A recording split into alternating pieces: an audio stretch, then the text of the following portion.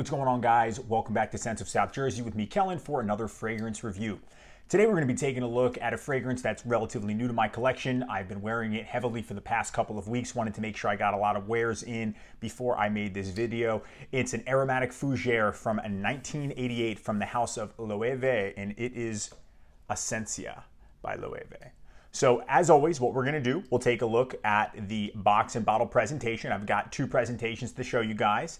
I'll talk about the fragrance's notes. I'll talk about its performance based on my experience wearing the fragrance, and then I'll give it my overall thoughts and my overall rating. And as usual, if it's your first time here to Scents of South Jersey and you enjoy the videos that you're watching, make sure to subscribe and support the channel, and go ahead and check out the Scents of South Jersey Instagram page for news and updates on the channel and scent of the day stories if you have an Instagram, of course.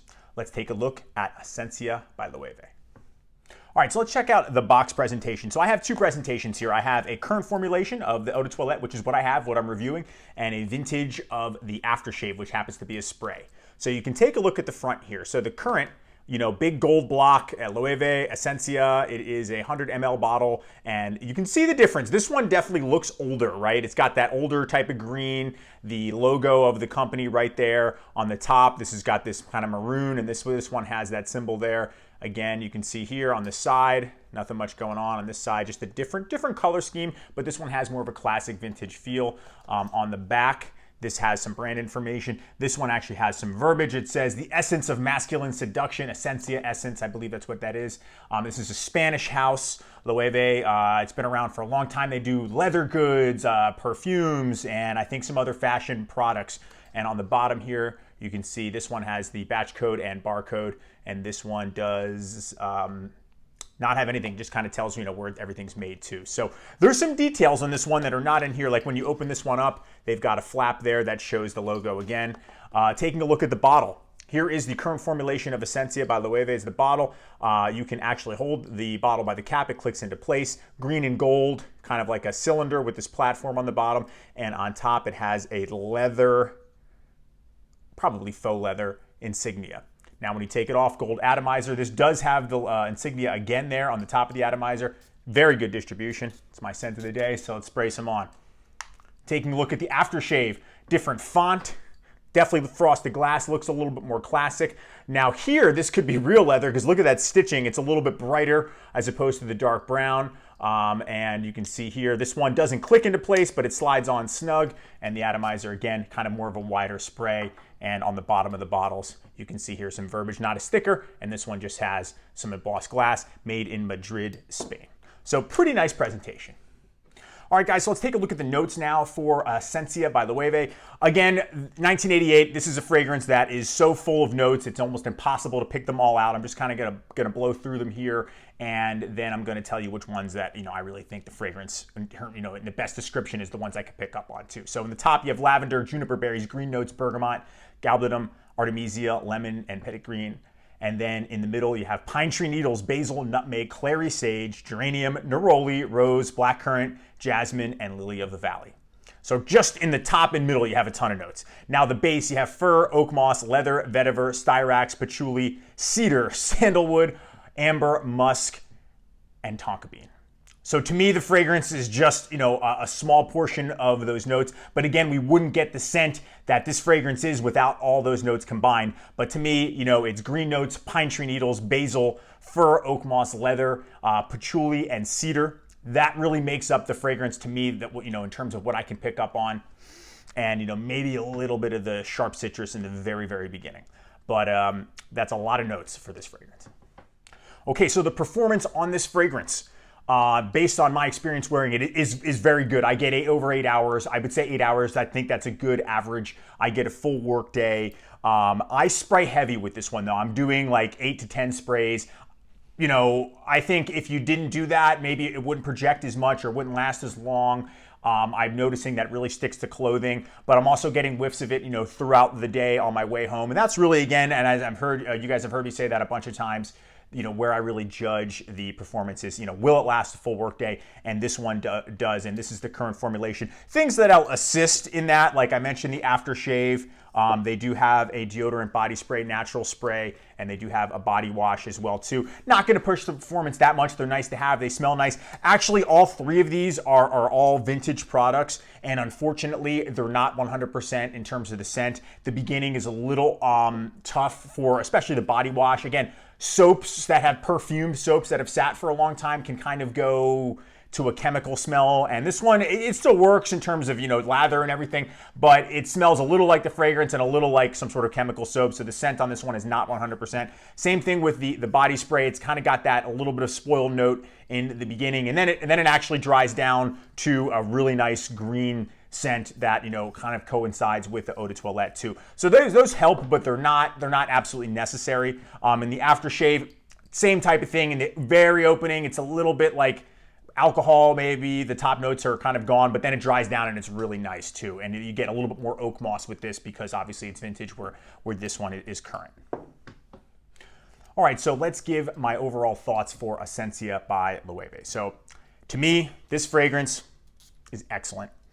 I have enjoyed it since the first day I got it. I've had it for about 3 weeks now. I've worn it on and off, throughout the weeks, heavily this week as well in preparation for this review. So I could get a really good experience with the fragrance, and it was as accurate as a review and portrayal for you guys if you're interested in it as possible. It opens up with this extremely sharp pine and cedar combination with a little bit of citrus. And when this dries down, this one is absolutely beautiful. This one is all about the dry down. The dry down with this one, you get fir, you get oak moss, you get that forest, pine forest, vibe with a little bit of leather and a little bit of patchouli, just enough to give it an earthy, but at the same time, there's a fresh side to it. So this is often compared to Polo for men. Now, Polo has the tobacco note, and that gives it the rougher, kind of thicker vibe, where this one, you remove that one, and you can almost describe this one as a Polo green sport, right? I know there's a Polo sport, but that has nothing to do with the original Polo for men. So imagine a Polo for men, because when this dries down, there's a real freshness to it. It starts out really sharp and somewhat heavy, and then it dries down to this freshness. And in the absolute dry down, when you're still getting whiffs, you're like, am I wearing Jaguar for men? Like, that's how fresh it can get. And it's an awesome combination. So this is probably what I would say is the best alternative to Polo for men that I've owned and that I've tried for my collection, because, Quorum, similar notes, doesn't smell the same to me. This one, you're just kind of removing one aspect of Polo, and then the rest is very similar, and I love that fragrance.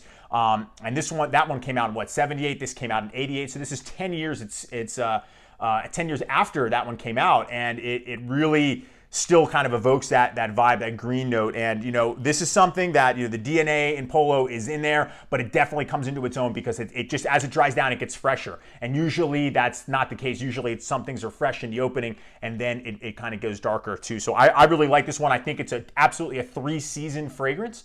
So fall, winter, spring, no problem. Light application, you could easily wear this in the summertime. I'm not even caring as much recently about seasonal stuff. If I like something, I'm gonna wear it, like whatever. You might not wanna go as heavy, but it still smells clean. My girlfriend enjoys this one. It's in the dry down, the opening, I think she finds a little harsh, but that's how these fragrances are. But the dry down, she's complimented and mentioned, that she likes the scent the past couple weeks a few times, which is really great for me. Age range for this, I would imagine somebody 30s and up would probably appreciate it more.